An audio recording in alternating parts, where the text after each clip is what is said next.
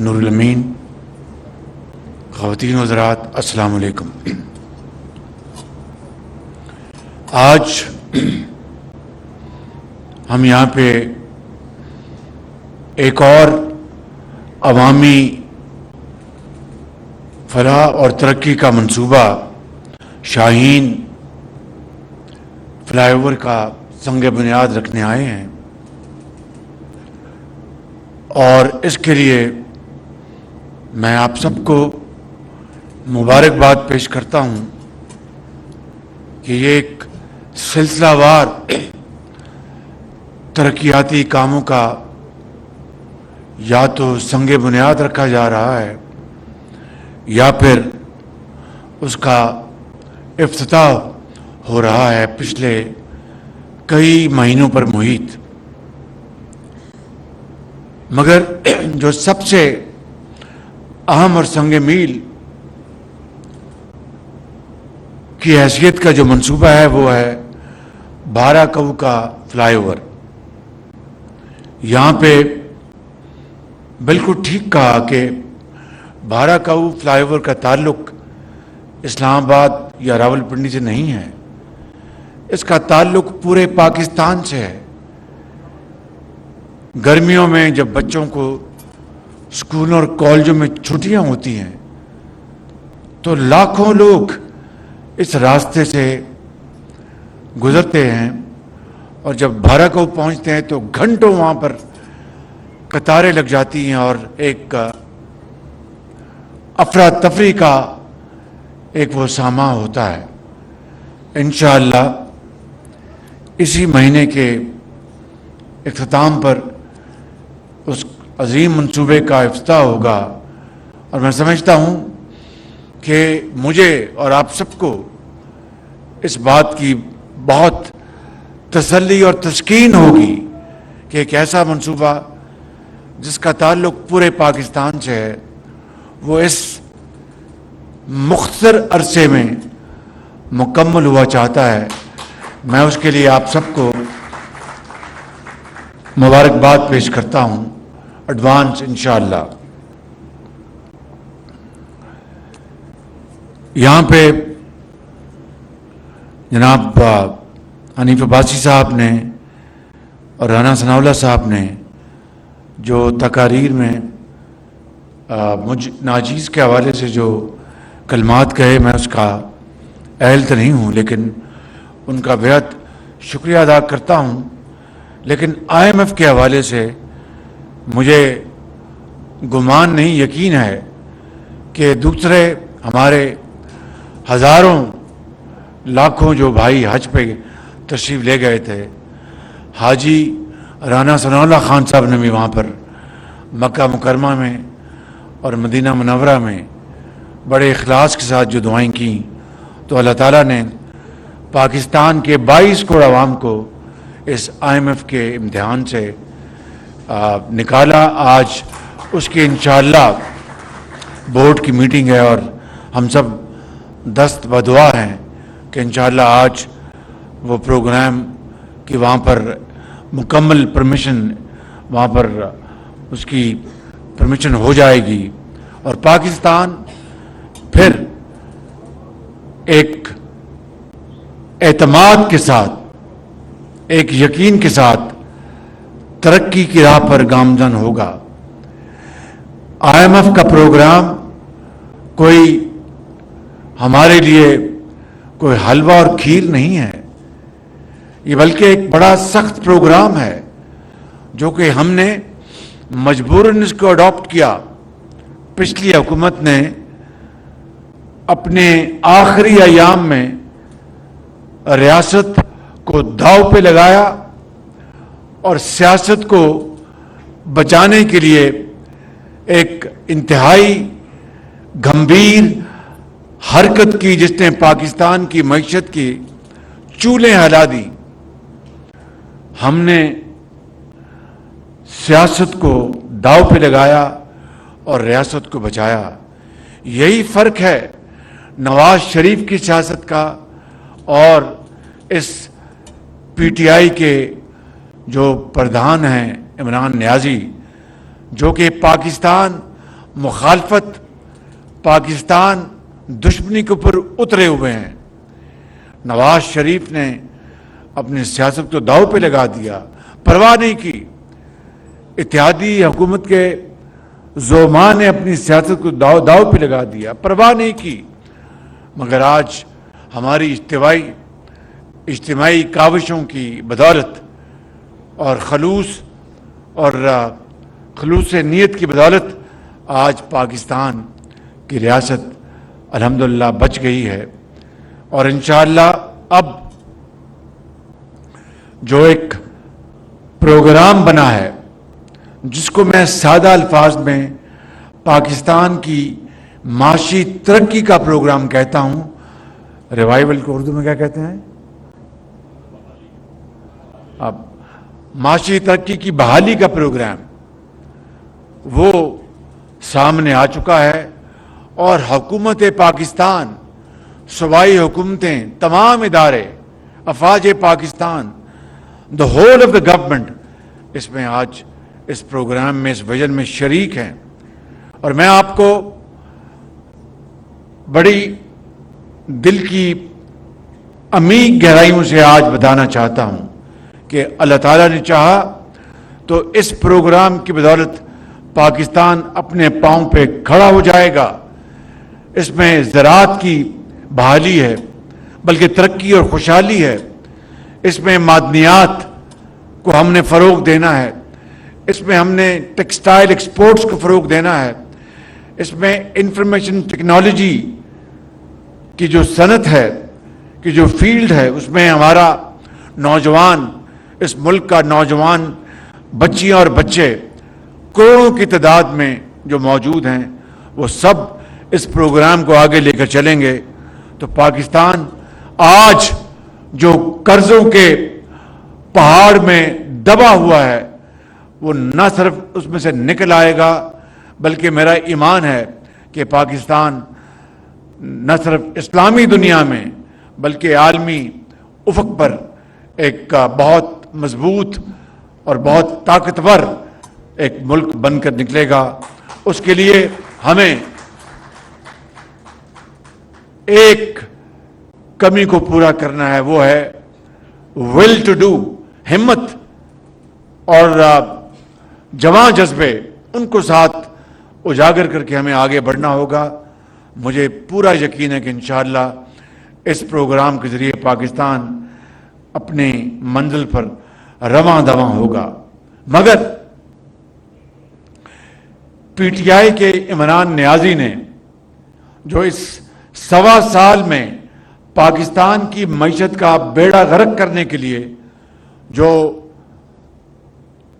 मुल्क दुश्मनी की है, वो मिसालें आपके सामने हैं। ये किसने कहा था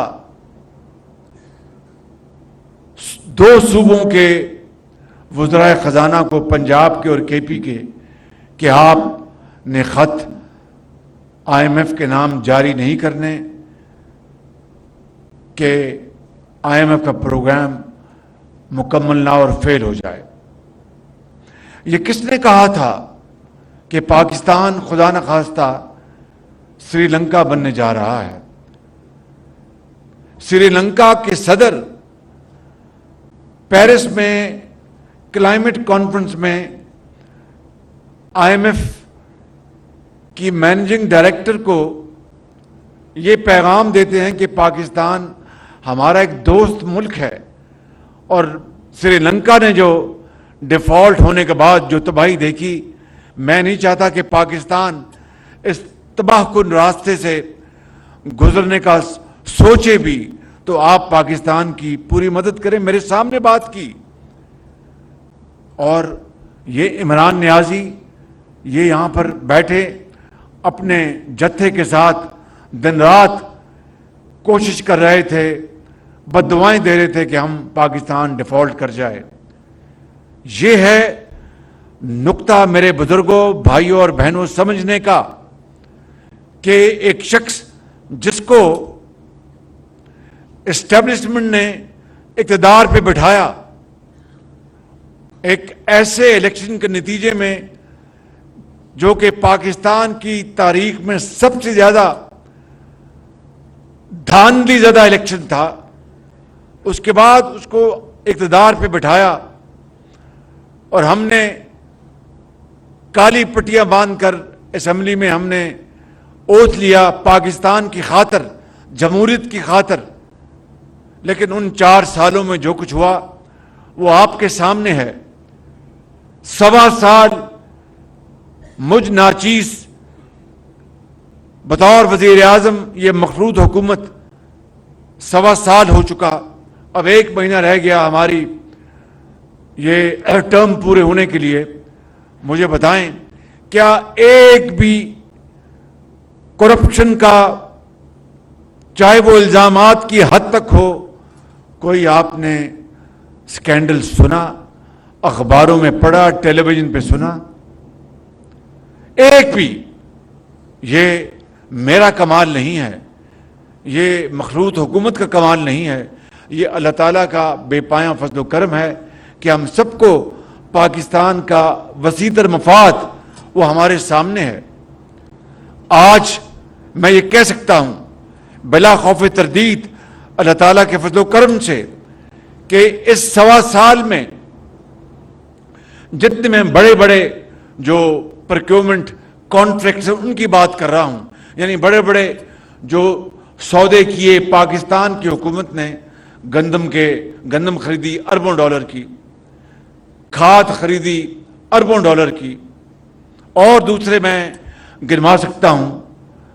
آپ یقین کریں کہ اللہ تعالیٰ کے فضل و کرم سے خود نمائی میں جائے بغیر جو سب سے شفاف ترین بولی کے بعد جو سب سے کم بولی دینے والی کمپنی تھی, چاہے وہ گندم کی تھی یا کھاد کی تھی, میں نے اور میرے ساتھیوں نے کیبنٹ میں ہم نے مل کر اربوں روپے مزید کم کروائے, جو کہ قانون کے مطابق اس کی قطعاً کوئی گنجائش نہیں تھی. یہ کس لیے کروائے؟ یہ ایک تڑپ تھی پاکستان کے عوام کے لیے, یہ ان کا پیسہ ہے. ایک تو اس سال گندم نہیں ہوئی, انہوں نے گندم ایکسپورٹ کی, پھر امپورٹ کی, اور ایکسپورٹر امپورٹرز کی جیبیں بھر دی. غریب عوام تباہ ہو گئے مہنگائی کے ہاتھوں. چینی پہلے ایکسپورٹ کی, پھر امپورٹ کی, اربوں ڈالر اس کو اوپر ضائع کی, اور اپنا بڑے بڑے ٹھیکیداروں نے اپنی جیبیں بھر لیں. پھر روپیہ بھی جو ہے وہ ڈالر کے مقابلے میں اپنی قدر کھو رہا تھا, وہ ونڈ فال پروفٹ اس کے علاوہ تھا. مجھے بتائیں اس طرح کا کوئی ایک بھی سکینڈل اس حکومت کے 1.25 سال میں آپ کے سامنے آیا؟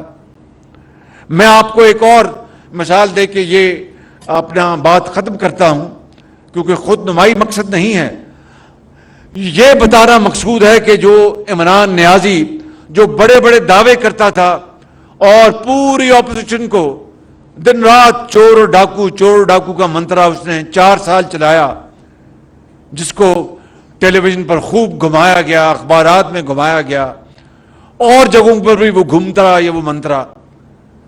اس شخص کے مقابلے میں اس حکومت نے 1.25 سال میں ابھی ہم نے چین کے ساتھ نیوکلیر پاور پلانٹ کا ایک اور سودا کیا ہے. یہ نواز شریف کے زمانے کے یہ بہت بڑی خدمت ہے نواز شریف کی کہ پہلی مرتبہ یہ بڑے بڑے, اس سے پہلے بھی چھوٹے پلانٹس لگے تھے آج سے 60 کی دہائی میں 70 کی دہائی میں, لیکن یہ بڑے پلانٹس چین کے ساتھ یہ نواز شریف کی حکومت کا الحمدللہ بہت بڑی کامیابی ہے. تو اس زمانے میں جو نیوکلیر پلانٹس لگے, اسی زمانے میں یہ نیوکلیر پلانٹ جو اب جس کا ہم نے معاہدہ کیا ہے, اسی زمانے میں اس کا بات چیت بڑی کافی حد تک آگے بڑھی تھی. چین جو پاکستان کا ایک ہمارے برادر ممالک کی طرح بہترین دوست ہے, انہوں نے اس منصوبے کی قیمت, یہ بات 30 سیکنڈ میں آپ کے سامنے رکھ رہا ہوں, عام سادہ الفاظ میں سمجھا رہا ہوں کہ اس کی قیمت جو 2017-18 میں میاں نواز شریف نے طے کی تھی, اس سے ایک پائی زیادہ نہیں بڑھائی. ان 6 سالوں میں جو عالمی کساد بازاری تھی, یعنی انفلیشن جو ہوئی ہے دنیا میں, اس کا بھی 1% بھی انہوں نے چارج نہیں کیا. اور میری اور ہماری حکومت کی درخواست پر, میں نے جب چین سے درخواست کی تو انہوں نے یقین کریں مہربانی کی اور 30 ارب روپیہ مزید کم کر دیا۔ میرے بزرگوں، بھائیوں اور بہنوں، مجھے بتاؤ اور قومی خدمت کیا ہوتی ہے؟ یہ کہ 4 سال چور ڈاکو کہتے رہیں اور خانہ کعبہ کی ماڈل کی گھڑی جیب میں ڈال لیں جو کہ کروڑوں روپے کی تھی؟ یہ کہ 4 سال ہم پوری اپوزیشن کو متون کریں اور چور ڈاکو کہتے رہیں اور 190 ملین پاؤنڈ کا تاریخ کا سب سے بڑا ڈاکہ ڈالے؟ کابینہ سے بھی اب تو وہ لوگ بھی اب بولنا شروع ہو گئے ہیں جو اس زمانے میں عمران خان کے اشارے پر وہ ناچتے تھے اور دن رات سب کو چور ڈاکو کہہ کر ان کو جیلوں میں بھجواتے تھے، پوری اپوزیشن کو، کہ جناب اگر کابینہ نے وہ لفافہ نہیں دیکھا تو پھر وہ اس میں میرا کیا قصور ہے؟ یعنی بند لفافہ کابینہ کو دکھایا گیا اور ان سے کہا گیا کہ اس کے اوپر دستخط کر دو۔ میرے بزرگوں، بھائیوں اور نوجوان ساتھیوں اور بہنوں، اگر خدا نہ خواستہ یہ نواز شریف کی حکومت نے اس طرح کی کبھی حرکت کی ہوتی یا میری حکومت نے، تو یہ چور ڈاکو کہنے والا یہ ہمیں چھوڑتا؟ یہ تو پوری دنیا میں ہمیں نشر کرتا کہ جناب 190 ملین پاؤنڈ کھا گئے ہیں۔ تو یہ 190 ملین پاؤنڈ بند لفافے میں کابینہ کو دکھایا گیا اور کہا کہ بس آپ ہاں کر دیں۔ ایک دو ایسے وزراء جن کے اندر پاکستان کی ابھی بھی دھڑکن تھی، حرکت تھی، انہوں نے کہا جی آپ بتائیں ہم اس میں ہے کیا؟ انہوں نے کہا جی بس آپ اس کو عمران اس کو آپ سائن کر دیں۔ یہ تھی اس حکومت کی کارکردگی، کرمنل ان کی کرپشن اور ان کی بدترین لوٹ مار۔ وہ 190 ملین پاؤنڈ پاکستان کی حکومت کے خزانے میں آنا چاہیے تھا، وہ گیا سپریم کورٹ۔ مجھے بتائیں سپریم کورٹ حکومت ہے یا حکومت پاکستان حکومت ہے؟ مجھے بھائی آپ بتائیں نا ذرا مجھے۔ سپریم کورٹ تو ایک ادارہ ہے انصاف دینے والا، یہ بات درست ہے کہ نہیں؟ ان کے اکاؤنٹ میں پیسہ جانے کا کیا تک ہے؟ وہ تو پاکستان کے خزانے میں آنا چاہیے تھا۔ تو اتنے بڑے بڑے ڈاکے ڈالنے والے عمران نیازی نے 4 سال میں جو کچھ کیا وہ آپ کے سامنے ہے۔ آج اور 9 مئی کو جو کچھ ہو گیا وہ تو شاید کسی نے کبھی سوچا بھی نہیں تھا کہ دشمن بھی کبھی اس طرح کی حرکت کر سکتا ہے۔ بدقسمتی سے 9 مئی کا واقعہ بھی ہوا۔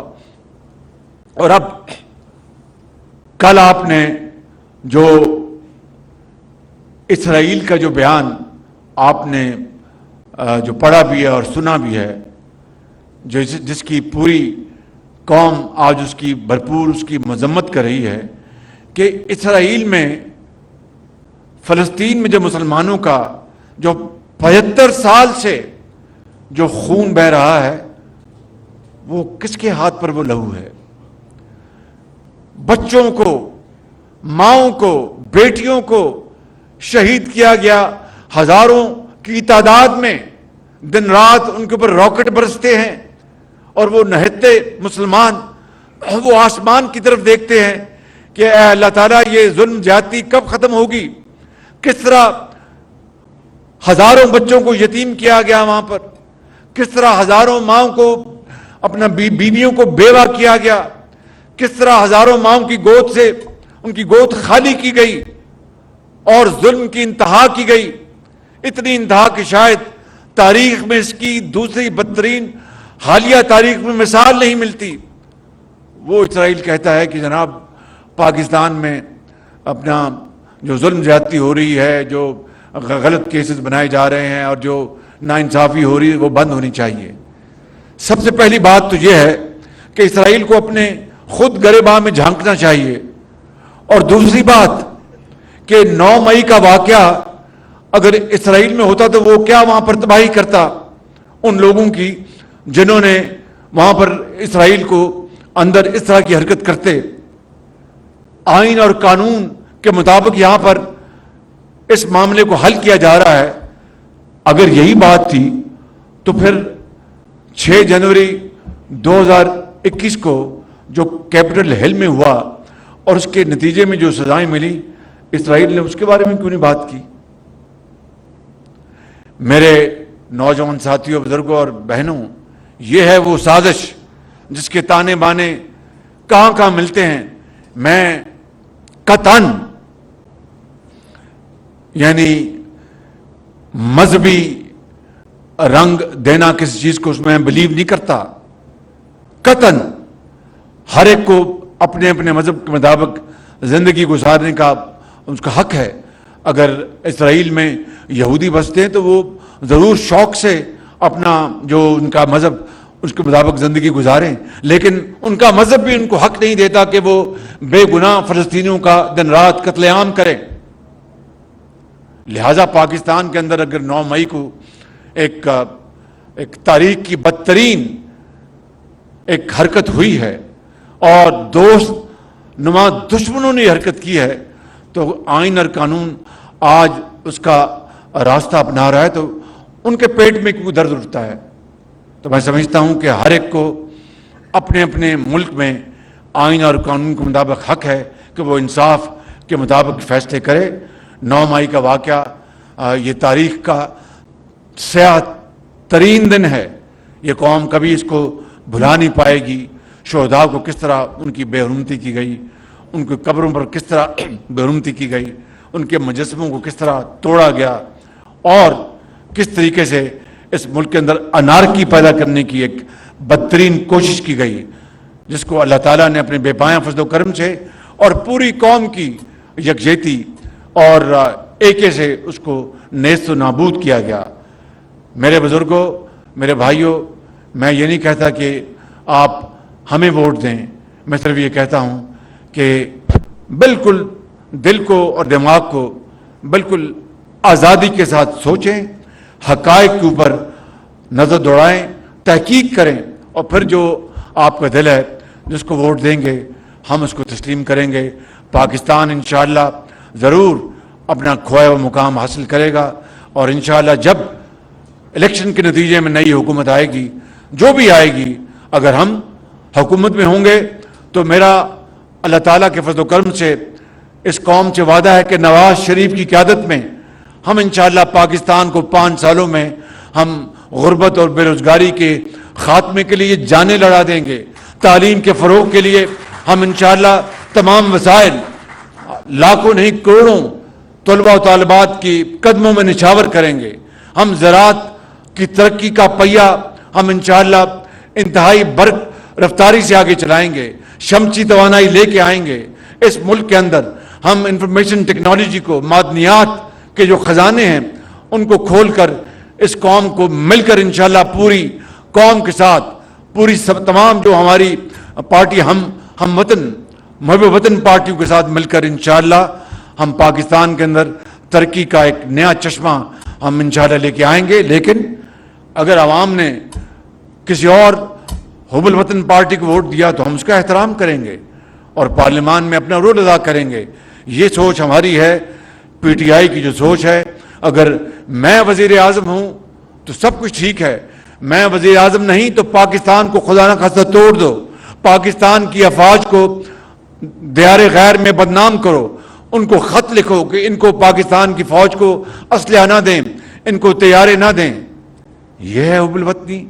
او بھائی، جس ملک نے تمہیں ایک کھلاڑی بنایا، تمہارے اپنا سر پر ایک ہما بٹھائی 92 کے ورلڈ کپ کی، اور میں اس کی بھی تاریخ جانتا ہوں. وہاں پر آپ نے میں کرتے رہے، 11 جو ٹیم پلیئرز تھے ان کی بات آپ نے کی نہیں. یہ ورلڈ کپ میں نے جیتا ہے، میں نے جیتا ہے. اور بھائی یہ اللہ تعالیٰ نے پاکستان کے اوپر کرم کیا، اور ٹیم ورک کے ساتھ، جس میں میاں جاوید میاں داد بھی تھے اور دوسرے کھلاڑی بھی تھے، سب کی ٹیم ورک کے ساتھ رب نے بڑا کمال کیا اور آپ کو عزت دی. آپ کو وہ عزت راست نہ آئی، اس کے بعد نہ جانے آپ کے دماغ کو کیا ہوا، اور آج آپ اس جگہ پہنچ گئے ہیں کہ وزیر اعظم بننے کے بعد آپ پاکستان کے ساتھ دشمنی کر رہے ہیں. یہ ہم نہیں ہونے دیں گے انشاءاللہ، یہ کبھی نہیں ہوگا. ہم پاکستان کے 22 کروڑ عوام ایک سیسا پلائی ہوئی دیوار بن کر ان تمام ہتھ کنڈوں کو انشاءاللہ ناکام کریں گے اور پاکستان عظیم بنے گا. میرے ان الفاظ کے ساتھ میں آپ سب کا شکریہ ادا کرتا ہوں. یہ فلائی اوور 6 مہینے میں نہیں، 3 مہینے کا میں نے کہا ہے کہ 3 مہینے میں اس کو مکمل کریں انشاءاللہ. اور میرے ساتھ نعرہ لگائیں بڑے زور کے ساتھ، پاکستان، پاکستان، قائد اعظم، بہت شکریہ.